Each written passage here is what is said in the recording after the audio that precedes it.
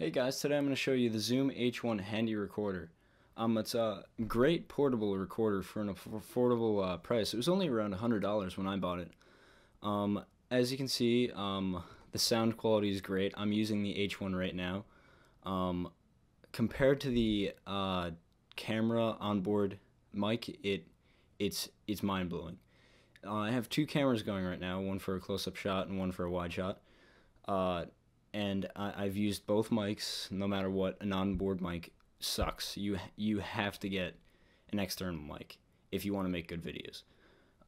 So as you can see, like I said, this is the H1. It looks really great. There is one drawback about it, and that would be that it's made completely out of plastic. It's not very rugged. If you drop it, chances are you're gonna break it. But otherwise, it's a great mic.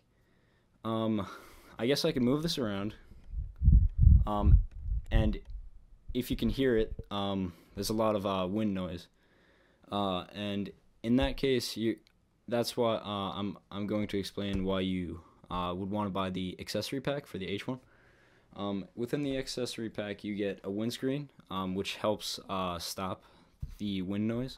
You get a nice case, which helps protect the H1 if you do drop it, and plus it just looks nice. And then you get a whole bunch of other stuff, including this tripod that's holding the H1 right now. In a minute, I'm going to do a comparison test of the H1 and the onboard mics of my cameras. But first, let's just get through what's in this box. I already opened this box, obviously. I already took out the windscreen because I needed it for a few different applications. And I took out the case just because I wanted to be able to use it. Within the accessory pack, you also get an AC adapter so that you can actually charge your Zoom H1. However, this is kind of useless unless you get a lithium-ion rechargeable battery, because it's not going to do anything unless you have something to recharge. And the accessory pack actually doesn't come with a rechargeable battery. It just comes with a regular alkaline battery. And that battery sucks at that. You also get a holder, I guess you could say, like to hold your freaking H1, so that you can either throw the H1 on a stand and have it held there, or if you want to, you can just stick it into the bottom of the H1, just as this tripod is in there, and you can hold it just like this, but it's gonna look dumb. So anyways, let's continue on. You also get a USB cord, so you can plug your H1 into your computer and transfer your audio files. And you get a tripod. I actually have two. I don't know why, but I got two. I didn't mention this before, but with the H1, you get an SD card, a 2 GB SD card. By a random company, like Protec or something like that. Alright, so let's move on. Alright, so next up, I want just to recommend something, which would be a lavalier mic. I bought an Audio-Technica lavalier mic. I don't know the specific model number off the top of my head right now, but I'll throw it in the description. It sounds great. I could do an audio test on it in a few minutes after I explain everything about this mic. But I highly recommend it. This cord is actually 20 feet long, and it actually has a battery power to it because it's so long. And you simply just plug it into the side of your H1 mic, and it's that simple. The H1 mic will automatically adjust to your mic and adjust its audio levels. This mic really does sound great. The quality is almost equivalent to the H1 itself. Now, one thing that I read a lot about in reviews, and that I was kind of skeptical about, was converting the mono mic to a stereo output to your H1. What people had said was that the mono would only work on one side if you plug plugged it into the H1, I kind of assumed that the same sound would be output to both sides and not be stereo, technically. But I was completely wrong. So you'll have to buy an adapter from mono to stereo to be able to have stereo in your H1. Otherwise, you're gonna get mono, and it's gonna be a lot more trouble later on in editing than you'll want. And that's just about it for the accessories. Gotta wait for my sump pump. Pretty sure you can hear that. Alright.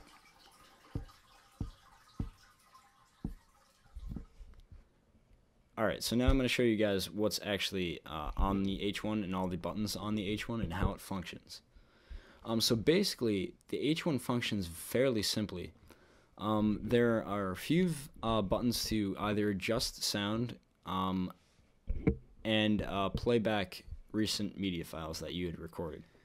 Alright, so starting from the right side of the mic, first you'll see a line input, and basically this is where you're just going to plug in your mic, such as this Lavalier Microphone by Audio-Technica, or an audio device such as an MP3 player, and just simply plug it in, you're good. And of course, just like what I just said, you're going to take the stereo converter for your mic and plug it in after that, otherwise you'll get mono. And then after that, you'll see two buttons, a plus and minus button, if you can see it, actually. And this will control the input level of the microphone or of the device that you have plugged in. So you can control, obviously, how loud or how soft the sound will be from that device. And then after that, you'll see a fast forward, play, and rewind button. And that'll be to navigate through different audio files that you have recorded on your device already. Everything's pretty obvious. I don't have to explain that for you. Then you'll see a garbage can icon. I don't know if you can really see it in the camera, but this is pretty obvious too. It's a delete button. Then after that, you'll see an on and off switch. Basically, you just hold it down to turn it on, and same thing to turn it off. And then there's a hold position so that you can't press any buttons while that hold position is on. And then finally, you'll see a USB port at the bottom, so you can plug your H1 into your computer and transfer files. Then let's move on to the face of your H1. You just have a simple record button, and then you have your interface, your GUI. It'll tell you the amount of time that you've been recording, your input levels, and what type of file that you're recording, because you can record either a WAV or an MP3. And then let's move on to this side. All right, you can also put in headphones to this H1, and that would be what this jack is for. And you can control the volume that is outputted to those headphones, but that will not control the input volume, only what you are hearing in the headphones as the preview. And then at the bottom, you'll see a micro SD card slot, so you can put your card in there, obviously. Okay, so now I'm going to show you the bottom of the Zoom.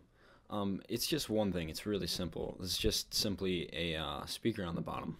I don't really have to show you. The quality of the speaker isn't that great. It's equivalent to the speaker on a Game Boy, really. It's not that great, but it's good enough for previews. If you're wondering if this sound is going to sync up with your video, I almost guarantee it will. I was able to get it to sync so far with the video that I have recorded so far. It syncs up perfectly, no bitrate issues. All you have to do is clap, and then go into your video editor, and that clap will create a peak in your audio in both your camcorder and the Zoom H1, and then you match that up, shut off the sound from the camcorder, and there you go. Perfect sound, and it works. You might be wondering why I'm not using my green screen back here. It's just because I didn't have the time to set it up, and actually, this is probably the first time I'm really using my green screen, and I really suck at editing it out. I'm able to get it working, but it doesn't look that good. So finally, I'm going to show you something on how you can actually mount your Zoom H1 to the top of your camcorder. I mainly use my DSLR to record video. I'm using a Samsung right now. I think it's like an HMX 21 or something. I don't know the model number off the top of my head. That's probably wrong. But you're going to be using a mount just like this that you can pick up on Amazon.com for a few dollars. I probably got this for about $5. I'll throw the link in the description, and it's fully metal except for the mount. Otherwise, it's fully metal, and it's a great mount. So I'm simply just going to take my DSLR, take this mount, unscrew it a bit so it can fit on, slide it on top of the mount, and tighten it. And then I can take my Zoom H1, let me take it off here, okay, and just unscrew that.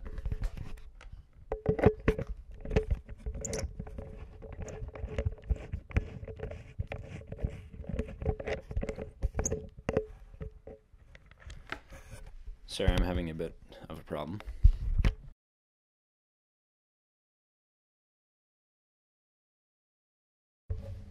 And just put it on just like that. And I can angle it to however I want. I can bring it up, down, swivel it side to side, and it works perfectly. All you have to do is just mount it on your tripod, and you're good. Otherwise, this Zoom H1 is a great product. As you can hear, it sounds great, and you may be wondering, well, what if I don't have a mount on my camera? What if I don't have a DSLR like I do? Well, like I do. In that case, you could actually just buy an L handle, L frame kind of, that you actually mount to the bottom of your camcorder. It screws directly into the bottom of your camcorder, and this frame actually has mounts on it. And all you have to do is do the same thing, but just mount it to this frame instead. Okay, so this is the sound from my Canon Rebel T3.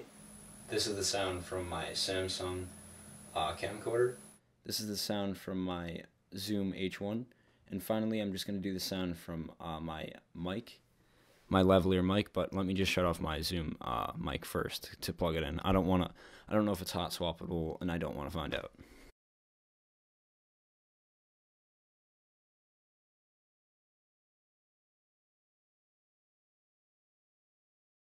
Alright guys, thanks for watching. Don't forget to like and subscribe.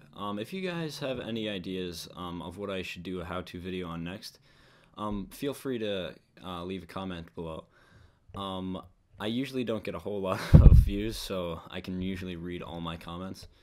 But again, feel free to leave a comment and like if you like my video. If there's something particularly that you did not like about this video, please comment. I might fix it, probably not, but just feel free to leave comments so I can improve my next videos. So thank you. Goodbye.